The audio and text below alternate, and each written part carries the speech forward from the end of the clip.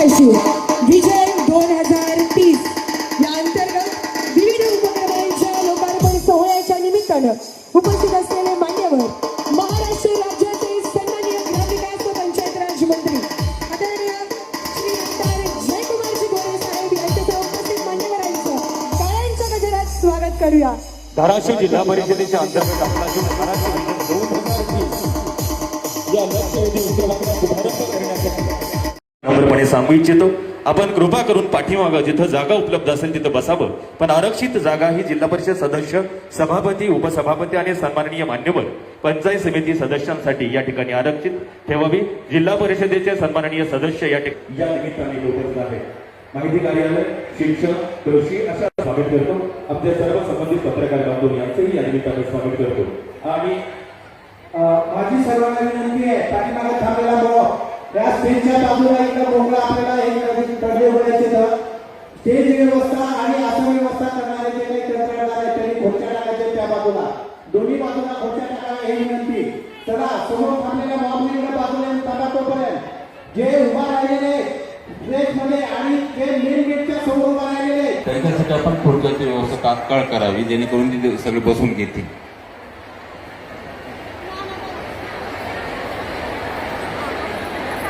या ठिकाणी होते आहे। आता जसं की आदरणीय कुंभार साहेबांनी आपल्या सर्वांना सांगितल्याप्रमाणे आपण त्या ठिकाणी स्थानग्रहण करायचं। खरं तर आपल्या सर्वांचे कान आणि मन तृप्त करणारी अशी देशभक्ती पण अजरामर गाणी आपण ऐकतो आहोत। मंगलतेचं आणि ज्ञानाचं प्रतीक असतं। आपल्या आयुष्यात अंधार कायमचा दूर व्हावा या सद्भावनेनं उदात्त विचारातून आजच्या कार्यक्रमाचं उद्घाटन आणि शुभारंभ मान्यवर पाहुण्यांच्या शुभास्ते दीप प्रज्वलित करून करतो आहोत। दुःखितांचे दुःख जाओ ही मनाची कामना, वेदना जाणावयाला जागवू संवेदना, दुर्बलांच्या रक्षणाला पौरुषाची साधना, सत्य सुंदर मंगलाची नित्य हो आराधना, नित्य हो आराधना या प्रार्थनेसह आपण दीप प्रज्वलित करून कार्यक्रमाची सुरुवात करतो आहोत। दुःख या धुळचे ते धुंद गामगाडी, लक्ष लक्ष रक्तामधल्या पेटवा मशाल, वेदना जीवाची येथे साधनाच झाली, अरे पुन्हा आयुष्याच्या पेटवा मशाली, आयुष्याची मशाल पुन्हा एकदा पेटती करणार आहोत। खरं तर अंधाराला कवटारून प्रकाशाची वाट कधी दिसत नसते, तेव्हा जीवनामध्ये उन्नतीची पहाट फुलवायची असेल तर प्रकाशावर प्रेम करणारी माणसं अंतर्यामी जपावी लागतात। ज्यांनी प्रकाशावरती, ज्यांनी विकासावरती, ज्यांनी प्रगतीवरती प्रेम केलं, या सर्व जनमान्य मान्यवर लोकप्रतिनिधींच्या शुभहस्ते आपण या कार्यक्रमाचं सुंदर असं दीप प्रज्वलित करून उद्घाटन करतो आहोत। उपस्थितांना विनंती करेन, दीप प्रज्वलनाच्या निमित्तानं परत एकदा आपण जोरदार टाळ्यांची दाद द्यायची आहे, कारण सुंदर शुभ सुरुवात आपल्या धाराशिव जिल्ह्याच्या सर्वांगीण विकासाची आजच्या दिनी आपण करतो आहोत।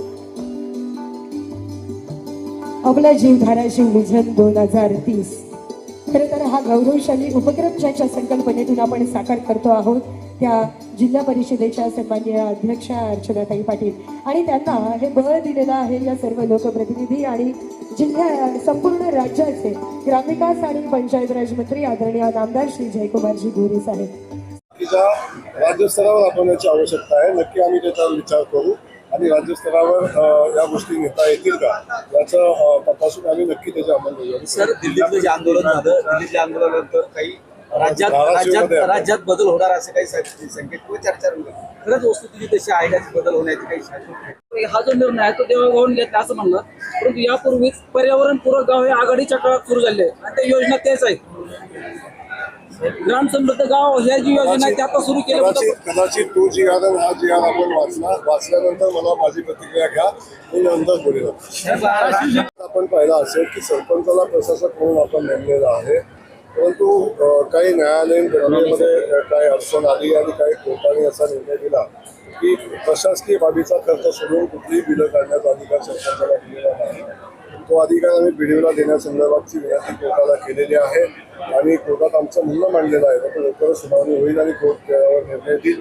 पण त्याहीपेक्षा लवकरात लवकर ग्रामपंचायतीच्या निवडणुका घेणं याची ही प्रायोरिटी आमची आहे आणि आता लवकरच ग्रामपंचायतीच्या निवडणुका होतील आणि गावाच्या हक्काचा सरपंच गावाला मिळेल आणि गावाचं कामकाज चालू आहे। आता आपण सांगितलं की सर्व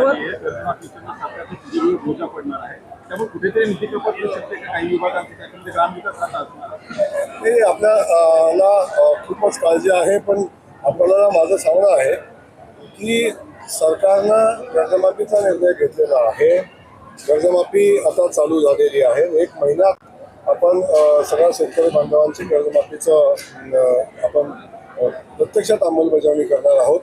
त्यामुळं आपल्याला जो भीती आहे की कुठल्या खात्याला कट लागेल किंवा कुठल्या खात्याचं काम लागेल का, तर बिलकुल काळजी करू नका. सरकार सक्षम आहे, सरकार भक्कम आहे. सरकारची आर्थिक स्थितीच्या बाबतीत आपण जो विचार अवश्य लाडक्या बहिणीच्या योजनेचा बोजा आहे, कर्जमाफीचा बोजा आहे, असलं तरी सुद्धा आज देवेंद्र फडणवीस साहेब राज्याचं नेतृत्व करतात. तेव्हा ह्या सगळ्या गोष्टीचा विचार करूनच हे निर्णय घेतले जातात. त्यामुळे राज्याच्या विकासाला पैसा कमी पडणार नाही. विकास खात्याच्या माध्यमातून आज जिल्हा परिषद धाराशिव आपला जे धाराशिव विजन 2020चा संकल्प करून विकासाचे काम हातात घेतलेलं आहे. मला वाटतंय राज्यातली पहिली जिल्हा परिषद आहे की विजन घेऊन काम करण्याचा निर्णय त्यांनी घेतलेला आहे. मी अध्यक्षा अर्चनाताई आणि सगळे त्यांचे पदाधिकारी आणि आमचे CEO या सगळ्यांचं मनापासून कौतुक या निमित्तानं करेल. आणि ग्रामविकास खातं 100% त्यांच्या पाठीशी ठामपणे उभं राहील आणि आवश्यक असणारा सगळा निधी उपलब्ध करेल. ग्रामविकास खात्याकडं आवश्यक तो निधी आहे. ग्रामविकास खातं हे राज्यातलं एक मजबूत खातं आहे. त्यामुळं गावखेड्याच्या पायाभूत सुविधा उभ्या करण्यासाठी ग्रामविकास